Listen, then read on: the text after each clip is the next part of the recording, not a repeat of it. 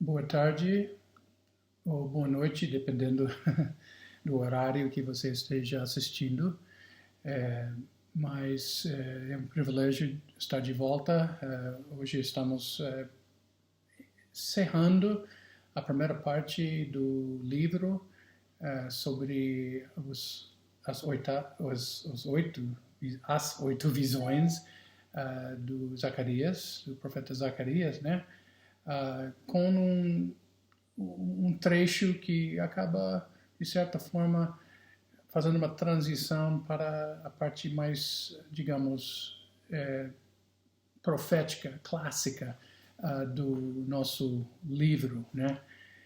Então, estou intitulando esta mensagem, que também serve como nosso tema da passagem que vamos estudar: esteja você pronto ou não, o justo juiz está por vir, né? E estamos tratando a conclusão das visões, o coração de Josué, coroação, aliás, de Josué, e o renovo, que é outro nome para o Messias, que a gente já viu numa das visões, mas estamos tratando Zacarias capítulo 6, versículos 9 a 15, mas antes de ler esta passagem, deixa eu contar uma história verídica. Uma mulher foi presa por pedofilia, estupro e assassinato, mesmo sendo esposa de pastor. Num domingo, no final da EBD da sua igreja, ela convidou a amiguinha da filha, Júlia, a amiguinha da filha, cujo nome era Júlia, para dormir em casa. Durante a madrugada, essa mulher e seu marido pastor pegaram Júlia, ainda sonolenta, do quarto da sua filha e a levou para a cama deles. Sem entrar em todos os detalhes, né? Não quero glorificar o pecado, mas Júlia foi abusada sexualmente e estuprada pelo marido, pelo pastor, né? A pedófila assassina continuou explicando o que aconteceu. Ela disse: Júlia chorava muito e isso começou a me irritar. Pedi para parasse, mas não adiantou. Então bati no rosto dela e foi pior. A menina começou a gritar. Tentando acalmá-la, João a levou para o banheiro e colocou embaixo do chuveiro. Recomeçamos os abusos até que Carla, a filha dela, né, ouviu os gritos da amiga e correu para ver o que estava acontecendo. Quando se deparou com aquela cena, sem entender por que a amiga chorava e sangrava, pediu socorro pela janela e um vizinho correu para ajudar. Foi a maior confusão. Começaram a chegar vizinhos, chamaram a polícia e nós fugimos, deixando as meninas na casa. Não conseguimos ir muito longe, pois logo a polícia nos alcançou e fomos presos em flagrante. Júlia foi levada para o hospital, recebeu os primeiros socorros, mas faleceu por mutilação interna nos órgãos. Tudo isso aconteceu há 4 anos. Desde então estamos presos e nossa filha está em um abrigo. Ó Senhor, venha logo, Senhor Jesus, para julgar e consertar este mundo quebrado, mergulhado no pecado e quebrado pelo pecado. Esteja você pronto ou não, o justo juiz está por vir. Mais uma vez, para botar vocês na fita deste livro, a gente divide o livro de Zacarias em 3 partes. A primeira parte estamos terminando hoje, as 8 visões noturnas e simbólicas, e esse resumo de toda esta passagem, toda esta parte estamos fazendo hoje, né? Mas em capítulos 1 a 6, né? E depois vamos, semana que vem, começar a segunda parte do livro, capítulos 7 e 8, as 4 mensagens explicativas do profeta Zacarias. E a última parte, a terceira parte, vamos começar depois, os 2 oráculos reveladores do profeta Zacarias, em capítulos 9 a 14. Né? Então vamos para o nosso texto, Zacarias capítulo 6, versículos 9 a 15, tá bom? A palavra do Senhor veio a mim, dizendo: receba o que foi trazido pelos exilados Eldai, Tobias e Jedaías, que voltaram de Babilônia, e no mesmo dia entrem na casa de Josias, filho de Sofonias. Receba a prata e o ouro, façam uma coroa e coloque-a na cabeça do sumo sacerdote Josué, filho de Josadaque. E diga-lhe: assim diz o Senhor dos Exércitos, eis aqui o homem cujo nome é Renovo. Ele brotará do seu lugar e edificará o templo do Senhor. Ele mesmo edificará o templo do Senhor e será revestido de glória. Ele se assentará no seu trono e dominará, e será sacerdote no seu trono, e reinará perfeita união entre ambos os ofícios. A coroa será para Elém, para Tobias, para Jedaías e para En, filho de Sofonias, como memorial no templo do Senhor. Aqueles que estão longe virão e ajudarão a edificar o templo do Senhor, e vocês saberão que o Senhor dos Exércitos me enviou a vocês. Isto acontecerá se vocês ouvirem atentamente a voz do Senhor, seu Deus. Oremos. Pai, nós reconhecemos que há muitas coisas ruins acontecendo neste mundo. Neste momento, nós estamos vendo isso nitidamente. Em alguns países, cientes de uma possível guerra entre China e Índia,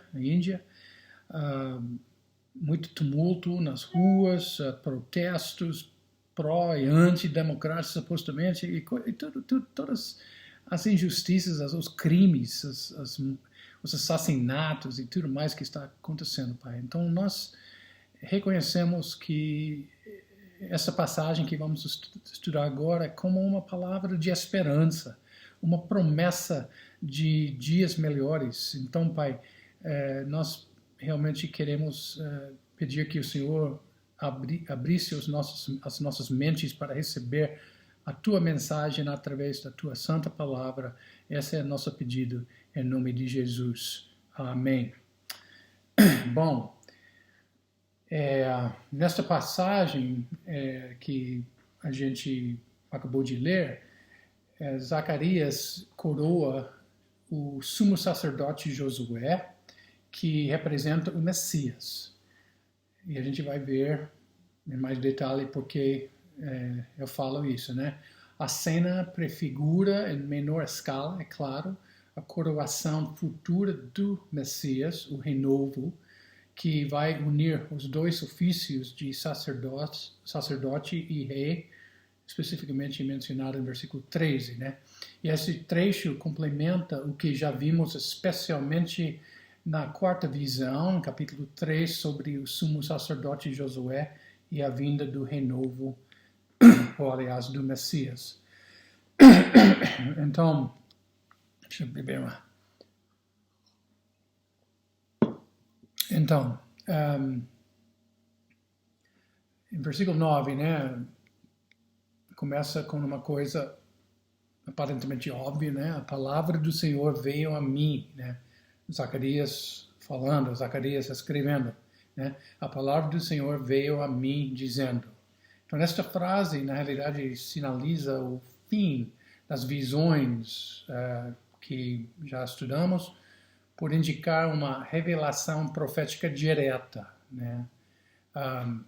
Isso era uma frase comumente usada pelos profetas quando recebiam uma revelação direta do Senhor, né? Por exemplo, em Jeremias 1, versículos 4 a 5, fala que a palavra do Senhor veio a mim dizendo, igual, né? Zacarias 6, 9, né? Antes de formá-lo no ventre materno, eu já o conhecia, e antes de você nascer, eu o consagrei e constituí profeta das nações, né? Então, mas a palavra do Senhor veio, né? Dizendo, porém, temos esta expressão em Zacarias capítulo 4, versículo 8, novamente a palavra do Senhor veio a mim dizendo, mas isso aparece no meio de uma das visões, da quinta visão, na realidade, mas como veremos, a oitava visão tinha acabado, né?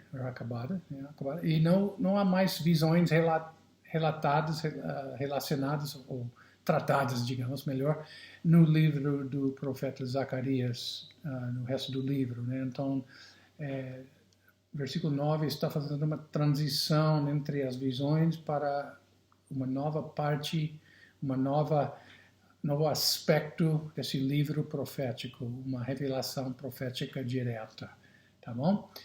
Versículo 10, continuando, né? Receba o que foi trazido pelos exilados Eldai, Tobias e Jedaías, que voltaram da Babilônia, e no mesmo dia entre na casa de Josias, filho de Sofonias.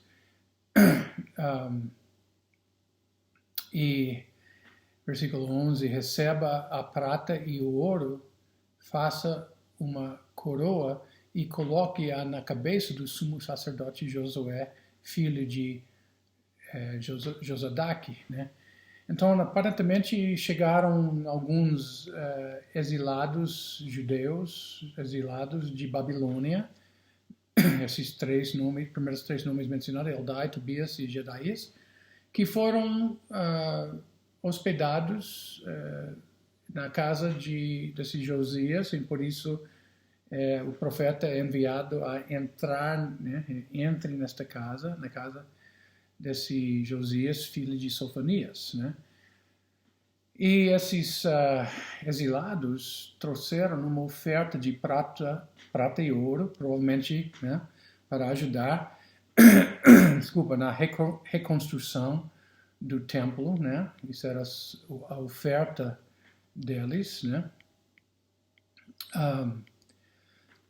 E o Senhor fala para Zacarias confeccionar, pegar essa prata e esse ouro e confeccionar uma coroa, né, para coroar o sumo sacerdote Josué, filho de Josadaque, né? Mas para ser literal, ao pé da letra, no hebraico, não fala somente uma coroa, mas umas coroas, ou coroas, né? E, então, por que Deus manda, primeiramente, por que Ele manda fazer isso? Fazer uma coroa e coroar o sumo sacerdote, né? John MacArthur fala, no Antigo Testamento era observado uma separação rigorosa entre os ofícios de rei e sacerdote. O ofício de rei cabia somente à casa de Davi, enquanto o ofício de sacerdote dizia respeito somente à casa de Levi, né? Aqui, porém, Deus ordena que isso realmente seja feito, né, essa coroação de Josué, para retratar o Messias vindouro, que será rei e sacerdote, ou sacerdote e rei, né? E o tipo de coroa, como eu já mencionei, que Deus pedia para Josué, nos lembra da coroa que Jesus estará utilizando na sua segunda vinda. Porque, de novo, não era uma coroa só, uma coroa simples, era umas coroas, ou coroas no plural, né? Mas no Apocalipse 19, versículos 11 a 13, João escreve: vi o céu aberto e eis um cavalo branco. O seu cavaleiro se chama Fiel e Verdadeiro e julga e combate com justiça. Os seus olhos são como chama de fogo e na cabeça dele há muitos diademas, né? Tem um nome escrito que ninguém conhece, a não ser ele mesmo.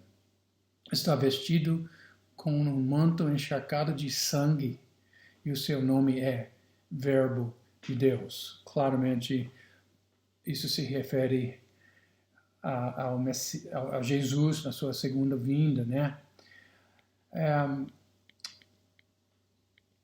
Mas, mesmo assim, né, a gente olha para esta cena, a gente sabe que Jesus virá e virá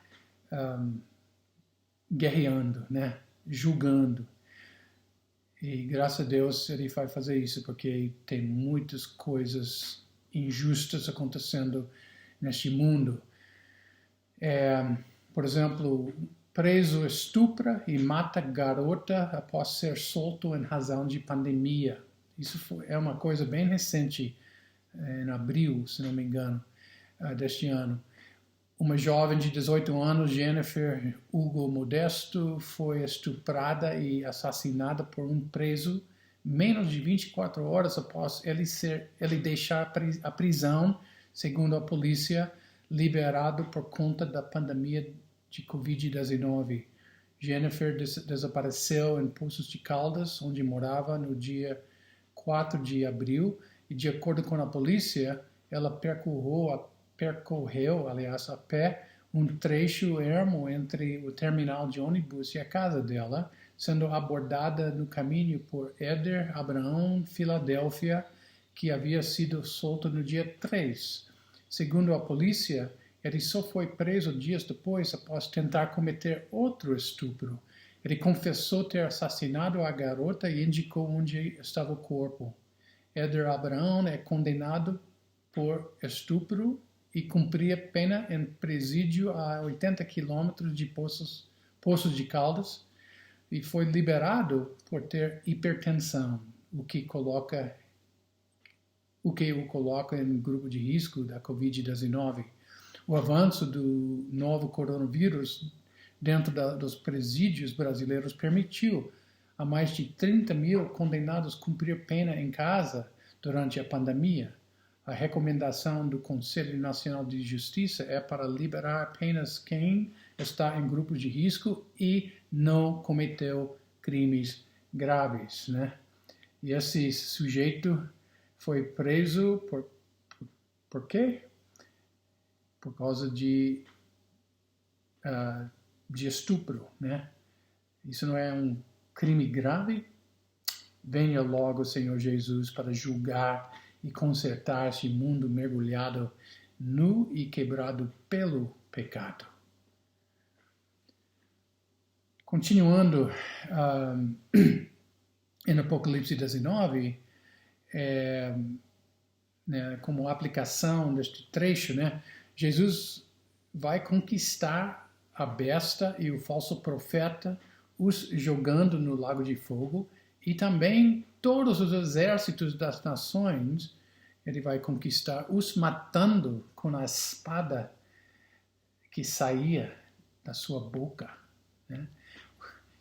Interessante, mas o Jesus de Apocalipse 19 para quase 100% dos incrédulos e 80% pelo menos dos crentes simplesmente não existe.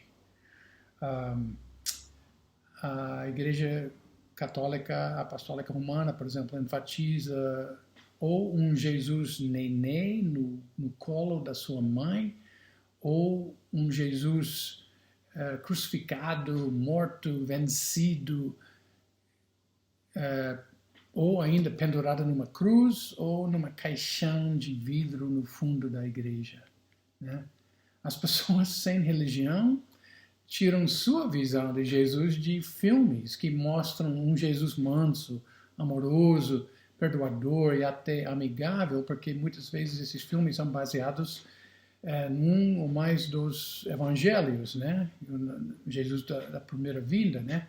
Mas não levam em conta o Jesus de Apocalipse, mas o Jesus de Apocalipse também é Jesus, e se não beneficiar-se, meu amigo, do Jesus na sua primeira vinda, vai ter que lidar com esse Jesus na sua segunda vinda, e sai de baixo.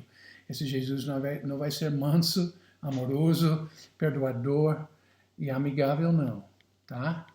Então, você, como eu, fica com raiva quando ouve esse tipo de reportagem a respeito de criminosos, de estupros, de assassinatos.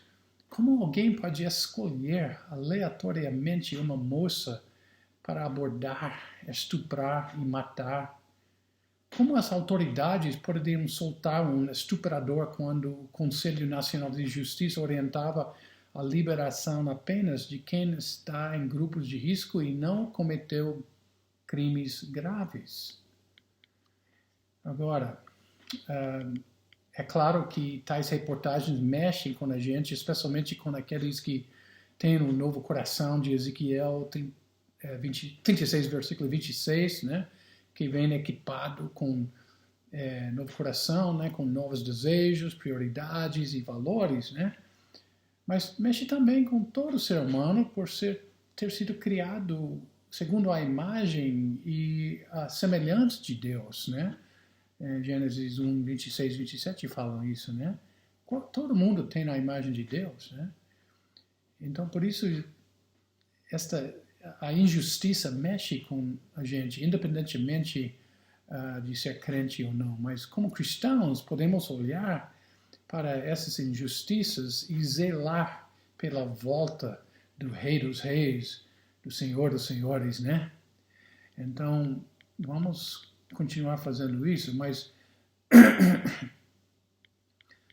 enquanto isso, enquanto esperamos a coroação do Messias para reinar por 1000 anos na Terra, Deus estabeleceu castigos por certos crimes estabeleceu durante a teocracia, né, que era pré-realeza, né, antes da coroação do rei Saul, né, e em diante, e instituiu governadores humanos depois desta época de teocracia para aplicar as leis e seus castigos. E por isso Deus instituiu a pena de morte logo no início, sabia? Gênesis 9:6 diz: quem derramar o sangue do homem, pelo homem, o seu sangue será derramado, porque Deus fez o homem conforme a sua imagem, né? Então Deus condenava o assassinato qualificado, né? O homicídio doloso qualificado. Deus condenava isso desde o início, baseado no fato que o homem foi criado, Deus fez o homem conforme a sua imagem, né? E portanto, a criatura não tem o direito de matar outra criatura dessa forma, né? Então, portanto, entra em cena a pena de morte. Agora, eu sei que muitos evangélicos têm problema com a pena de morte, achando que Jesus acabou com essa prática do Antigo Testamento no Sermão do Monte, mas no Sermão do Monte, Jesus, na realidade, tratava relacionamentos interpessoais, como se relacionar com seu próximo, e não situações jurídicas, não situações civis, né? Aliás, a sociedade tem o direito, sem falar no dever, de punir infratores por seus crimes, por suas infrações, suas transgressões. E por isso, Paulo, sob a inspiração do Espírito Santo, assina embaixo o direito das autoridades civis punirem os infratores das leis civis até as últimas consequências, né? Em Romanos 13, versículos 1 a 4, que todos estejam sujeitos às autoridades superiores, porque não há autoridade que não proceda, aliás, de Deus. E as autoridades que existem foram por ele instituídas. Assim, aquele que se opõe à autoridade resiste à ordenação de Deus, e os que resistem trarão sobre si mesmos condenação. Porque os magistrados não são para temor quando se faz o bem, e sim quando se faz o mal. Você quer viver sem medo de autoridade? Faça o bem e você terá louvor dela, pois a autoridade é ministro de Deus para o seu bem.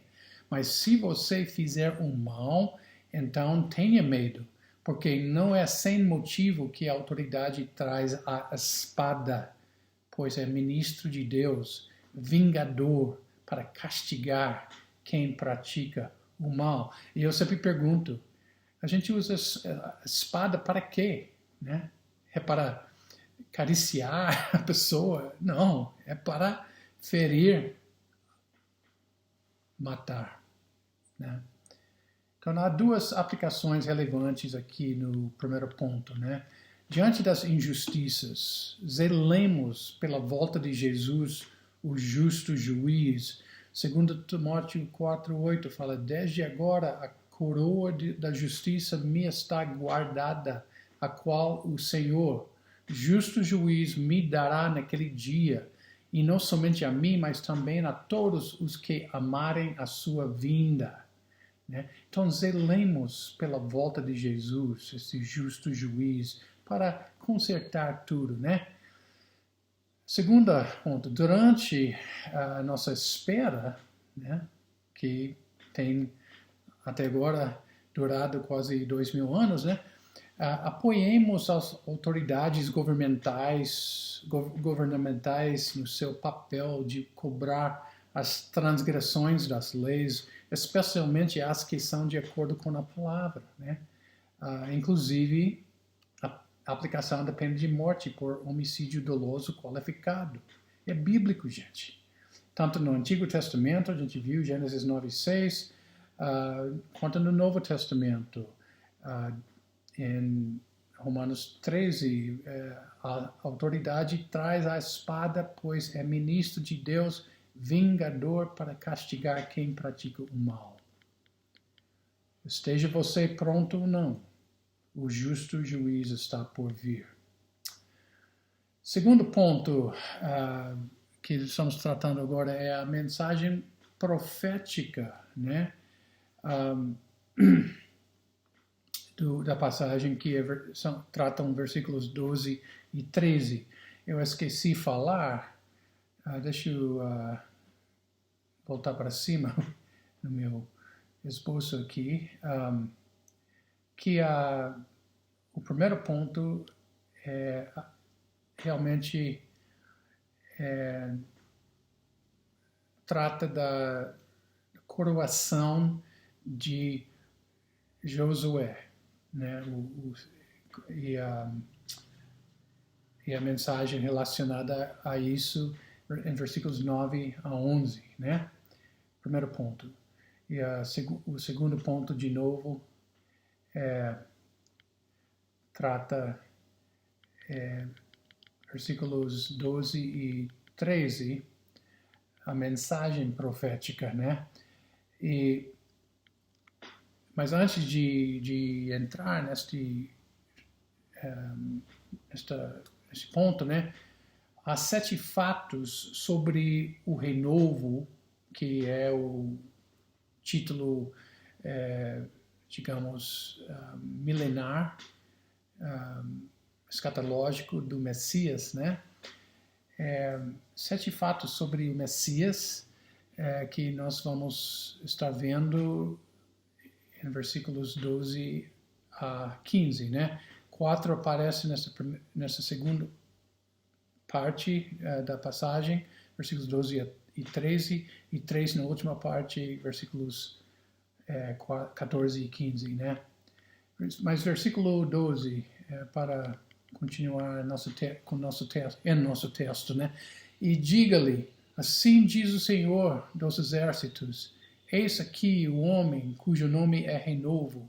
Ele brotará do seu lugar e edificará o templo do Senhor. Né? Então, a passagem fala, Deus está falando para falar que assim diz o Senhor dos Exércitos, eis aqui o homem cujo nome é o Renovo. Né? Ele está falando que o sumo sacerdote Josué agora representa o renovo. Deus disse a Zacarias que o sacerdote Josué representaria ou caracterizaria o renovo que reconstruiria o templo milenar, né? Esse nome renovo, de novo, é um título messiânico, né? A gente já viu isso em Zacarias 3:8, né? Portanto, escute, Josué, sumo sacerdote, você e os seus companheiros que estão sentados diante de você, porque estes homens são um sinal do que há de vir. Eis que eu farei vir o meu servo, o renovo. Então, como sabemos que o sacerdote Josué representaria o renovo, ou o Messias? Porque ele, como sacerdote, foi coroado, como a gente já viu, foi coroado no versículo 11. E a frase em versículo 12, que ele brotará do seu lugar, se referindo ao renovo, ao Messias, né? É o primeiro fato sobre o Messias que a gente acaba tirando do texto, que basicamente diz que o Messias é de Israel, sim, né? Brotará do seu lugar, Israel, né? Na primeira vinda, e voltará para Israel, né? O seu lugar, na segunda vinda, né? Então, o primeiro fato, o Messias é de Israel e voltará para Israel, né? Agora, versículo 13, ele mesmo edificará o templo do Senhor. Repetindo o que foi falado em versículo 12, né? E será revestido de glória. Ele se assentará no seu trono e dominará e será sacerdote no seu trono. E reinará perfeita união entre ambos os ofícios. Então, na frase edificará o templo do Senhor, em versículos 12 e 13, né, agora, se refere ao Messias no futuro, porque a ordem de reconstruir o templo pós-exílico foi dada para o governador Zorobabel, em vez do sumo sacerdote Josué, né? Zorobabel estava reconstruindo o templo, né? E esta frase, que também aparece em versículo, de novo, né, versículo 12, ele mesmo edificará o templo, também é o segundo fato sobre o Messias, que obviamente, esse fato obviamente, Jesus vai reconstruir o templo do milênio, porque Zorobabel ia reconstruir o templo daquela época, a época do sacerdote Josué também, mas obviamente, segundo fato, a gente aprende a respeito do Messias, ele vai reconstruir o templo do milênio, né? E isso está constatado em Ageu 2, versículos 6 a 9, que dizem, pois assim diz o Senhor dos Exércitos, daqui a pouco, mais uma vez, eu farei tremer o céu, a terra, o mar e a terra seca. Farei tremer todas as nações e serão trazidas as coisas preciosas de todas as nações e encherei este templo de glória, diz o Senhor dos Exércitos. Minha é a prata, meu é o ouro, diz o Senhor dos Exércitos. A glória deste novo templo será maior do que a do primeiro, diz o Senhor dos Exércitos. E neste lugar darei a paz, diz o Senhor dos Exércitos. Também Isaías 2, versículos 2 a 4. Então, quando eu tenho esse texto no meu esboço, mas se você quiser parar o vídeo para procurar na sua Bíblia, fique à vontade. Mas eu vou lendo, né? Nos últimos dias, o monte do templo do Senhor será estabelecido no alto dos montes e se elevará sobre as colinas, aliás. E para ele afluirão todas as nações. Muitos povos virão e dirão: venham, subamos ao monte do Senhor e ao templo do Deus de Jacó, para que nos ensine os seus caminhos e andemos nas suas veredas. Porque de Sião sairá a lei e a palavra do Senhor de Jerusalém. Ele julgará entre as nações e corrigirá muitos povos. Estes transformarão as suas espadas em lâminas de arados e as suas lanças em foices. Nação será levantada a espada contra nação. Aliás, nação não levantará a espada contra nação, nem aprenderão mais a guerra. A frase que a gente leu neste versículo 13, né? A frase, e será revestido de glória, na realidade, literalmente, e será revestido de esplendor, e se refere a Cristo como o portador da glória de Deus, né? Ao Messias, né? E essa frase, e será revestido de glória, também transmite o terceiro fato sobre o Messias, que, é óbvio, ele será glorioso, né? Isaías 4:2 confirma isso. Naquele dia, o renovo do Senhor será de beleza e de glória, e o fruto da terra será o orgulho e a glória para os de Israel que forem salvos. E no Novo Testamento, João 1,14 fala que e o Verbo se fez carne e habitou entre nós, cheio de graça e de verdade, e vimos a sua glória, glória como do unigênito do Pai, né? A frase, ele se assentará no seu trono e dominará,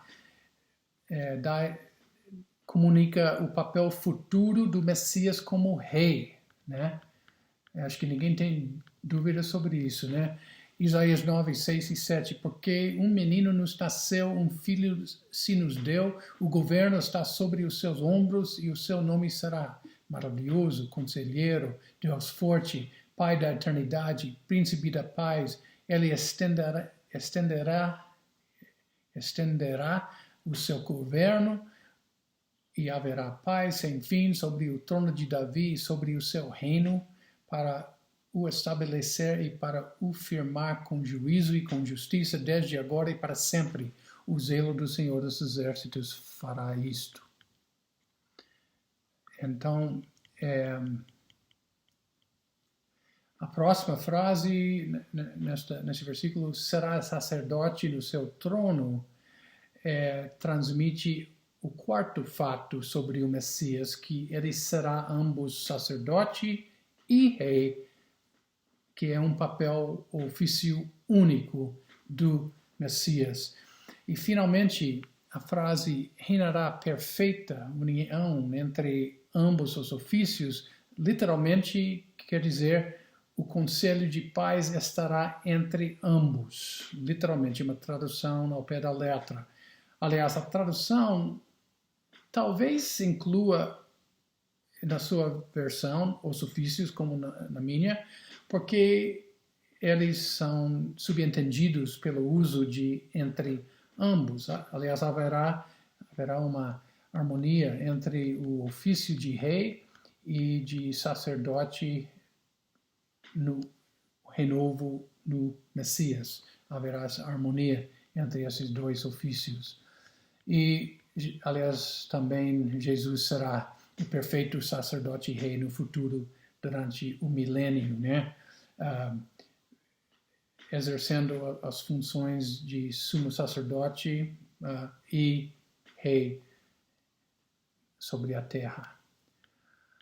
De novo, diante deste mundo maluco, é natural querer a atuação do justo juiz já, né? Na Inglaterra, no século XVIII e XIX, era relativamente comum fazer lápides ou pedras de assassinato que contavam como a pessoa lá enterrada morreu e o que aconteceu com os assassinos. Há uma lápide de pedra que marca o assassinato em 1786 de um homem conhecido apenas como o marinheiro desconhecido. Esse homem não identificado estava a caminho de seu navio em Portsmouth quando parou em um pub local, um botequim, né, em Thursley.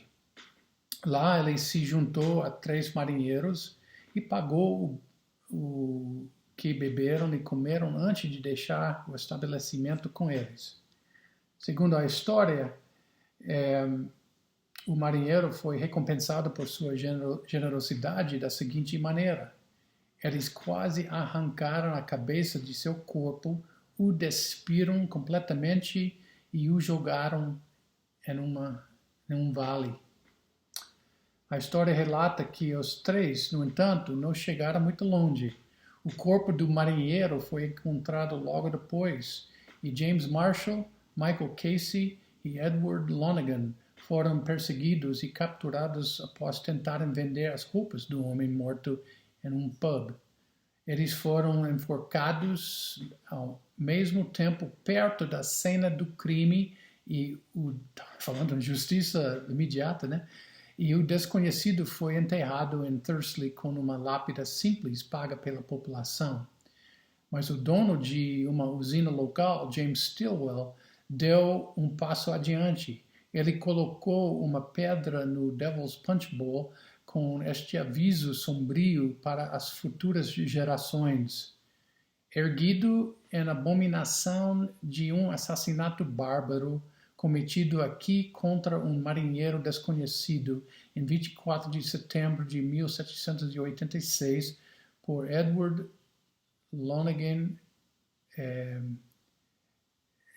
Michael Casey e James Marshall, que foram levados no mesmo dia e enforcados com correntes perto deste lugar. Quem derramar o sangue do homem pelo homem, o seu sangue será derramado. Gênesis 9, versículo 6. Impressionante, né? Se a justiça fosse tão rápida hoje em dia, né? De repente as pessoas pensariam 2 vezes. Mais assassinos, mais psicopatas, mais sociopatas pensariam 2 vezes, né, antes de cometer esses crimes bárbaros, né? Para aplicar nosso texto, este trecho, já que Jesus virá uma segunda vez para reinar na terra por 1000 anos, podemos ser confortados pelo fato que, tanto no milênio como na Nova Jerusalém, não haverá pessoas rebeldes como temos entre nós agora. E por isso, fala assim em Apocalipse 22, versículos 14 e 15, bem-aventurados aqueles que lavam as suas vestes, para que tenham direito à árvore da vida e entrem na cidade pelos portões. Fora ficam os cães, os feiticeiros, os impuros, os assassinos, os idólatras e todo aquele que ama e pratica a mentira. Então, você lavou as vestes, que significa você é justificado pela fé e, portanto, você terá o direito à árvore da vida eterna na Nova Jerusalém? Ou você ainda tem uma ficha suja porque não se arrependeu de verdade dos seus maus caminhos. E, mais uma vez, arrependimento, uma boa definição, significa virar as costas do seu pecado para Deus. Virar as costas para o pecado, para o seu pecado, para Deus. Né? Já fez isso? Já pode dizer com Pedro, Senhor, para quem iremos? O Senhor tem as palavras da vida eterna. Só o Senhor. Você realmente acredita assim? Você realmente ama Jesus desta forma? Você nunca abandonaria este grande renovo, Messias, justo juiz? Se não, cuidado, cuidado. Esteja você pronto ou não, o justo juiz está por vir. E nosso último ponto, o memorial visível e seu significado universal, em versículos 14 e 15. Versículo 14, a coroa será para Elém, para Tobias, para Jedaías e para En, filho de Sofonias, como memorial no templo do Senhor. Agora, aparentemente, os 3 judeus exilados, Eldai, que aqui é chamado Elém, não sei porquê, não sei,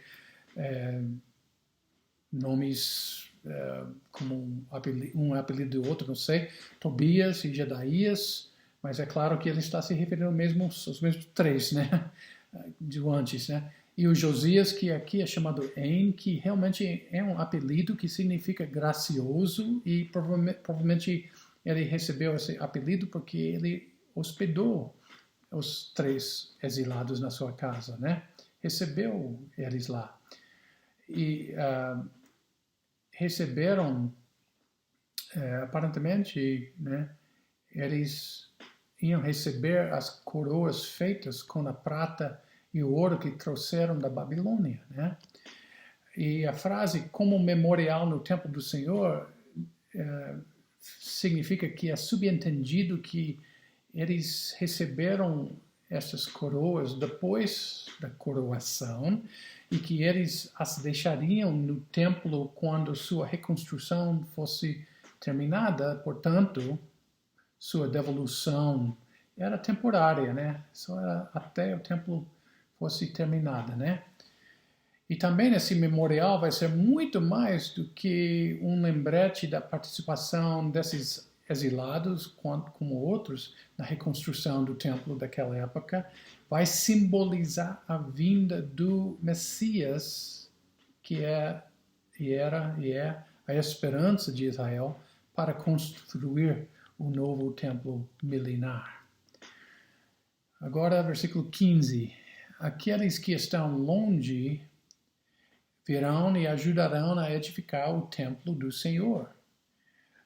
Agora, a vinda dos 3 judeus exilados com ofertas para a reconstrução do templo, naquela época, na realidade, era simbólica da vinda de muitas pessoas do mundo inteiro, aqueles que estão longe, né, nos últimos dias para ajudarem na reconstrução do templo milenar. Este trecho mostra agora também o 5º fato sobre o Messias, que ele vai abrir as portas do reino milenar para os gentios também. Aqueles que estão longe virão e ajudarão, né, a edificar o templo. Né?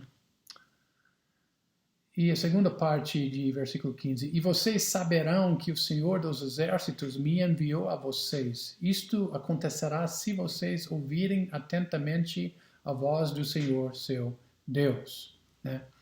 Então, agora há 2 fatos sobre o Messias neste trecho. O 6º fato sobre o Messias é que a reconstrução do templo milenar vai confirmar a palavra de Deus, né? Como disse, né, o renovo, o anjo agora está falando e ele fala que vão edificar o templo do Senhor, e vocês saberão que o Senhor dos exércitos me enviou a vocês, né? Vem desse versículo 15, né? O sétimo fato sobre o Messias é que ele exige e exigirá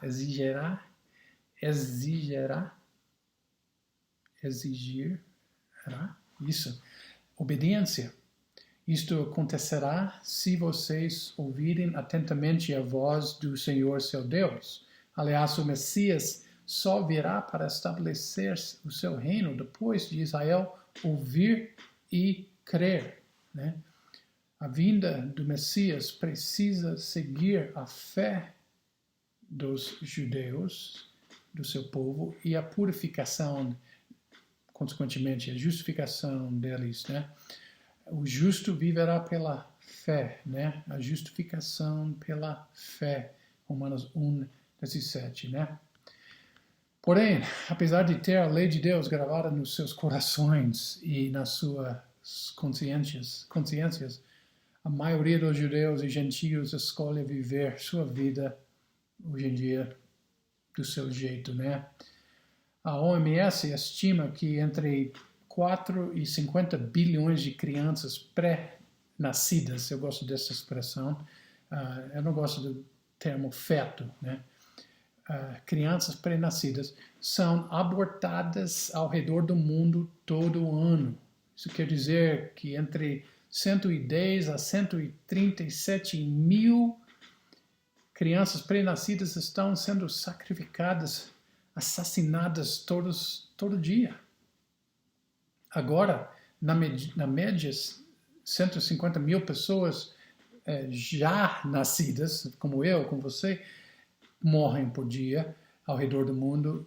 Então, se você se acrescentar essas crianças pré-nascidas, as estatísticas estão morrendo entre 260 a 287 mil pessoas por dia ao redor deste mundo.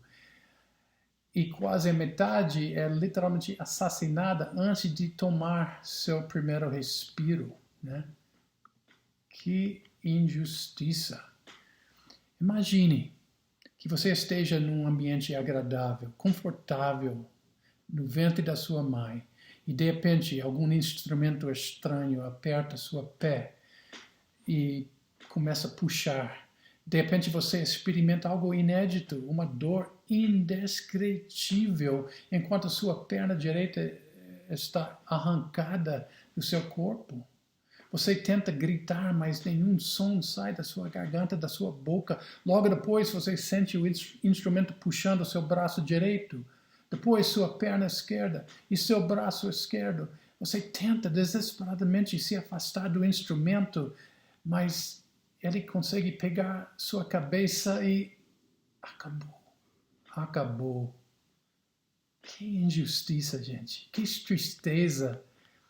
E dezenas de bilhões de mulheres todos os anos estão permitindo que isso acontece com um ser humano em desenvolvimento dentro do seu ventre que ela deveria estar protegendo, custe o que custar.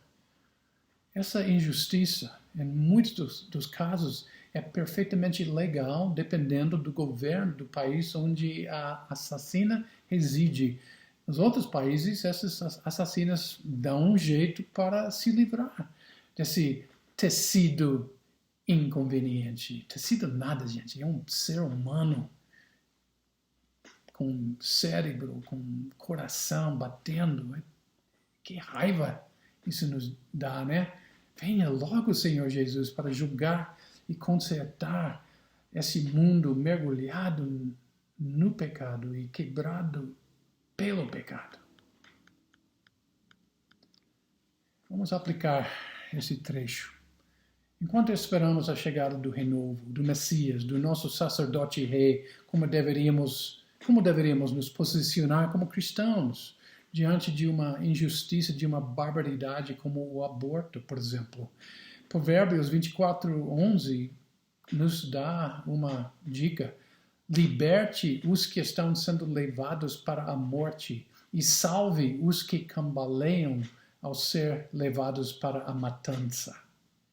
E, gente, tal libertação, salvação, pode envolver um trabalho jurídico para quem tem capacitação na área de direito, por exemplo. Pode envolver um trabalho político para garantir leis contra a legalização do aborto e o castigo daqueles que transgridem essas leis. Pode envolver um trabalho que oferece alternativas para as mães que não acham possível criar essas crianças, por exemplo, providenciando orfanatos, serviço de adoção, ajuda financeira durante a gravidez, aconselhamento, etc.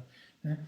Pode envolver um trabalho evangelístico e de aconselhamento em frente das clínicas de aborto, se tiverem, ou no caso de se não tiver um lugar, não tem o aborto legalizado, se você souber onde funciona essa clínica também, vai lá.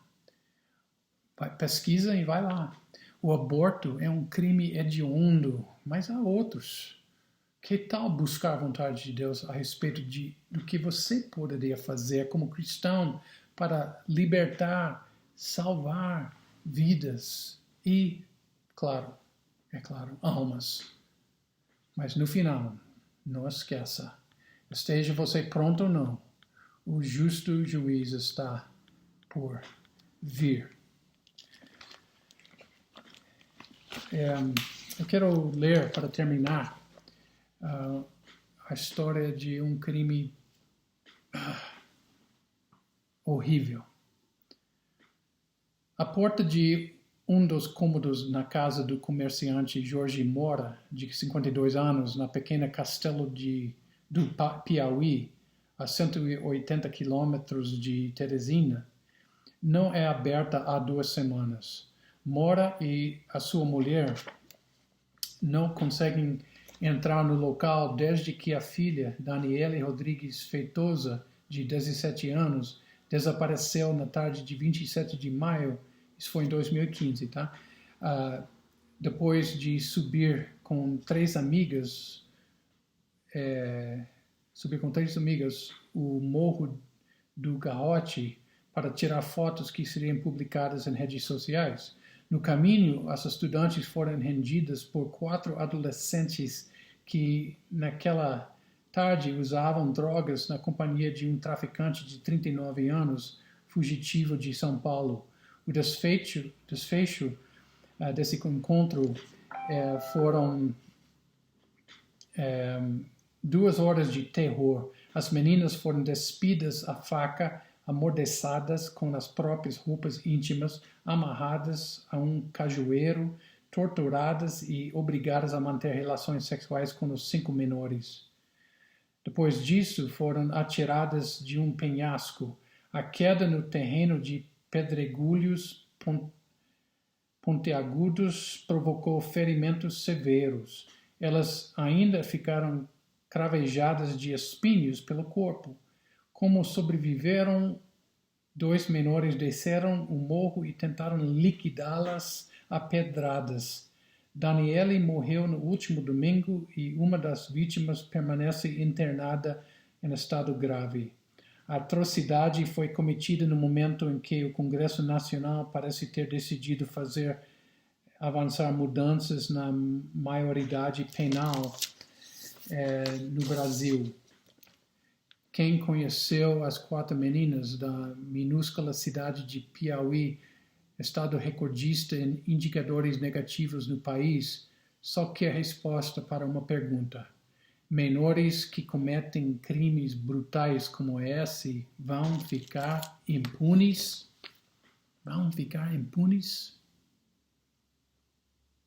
Venha logo, Senhor Jesus, para julgar e consertar este mundo mergulhado, nu e quebrado pelo pecado. Esteja você pronto ou não, mesmo adolescente, criminoso,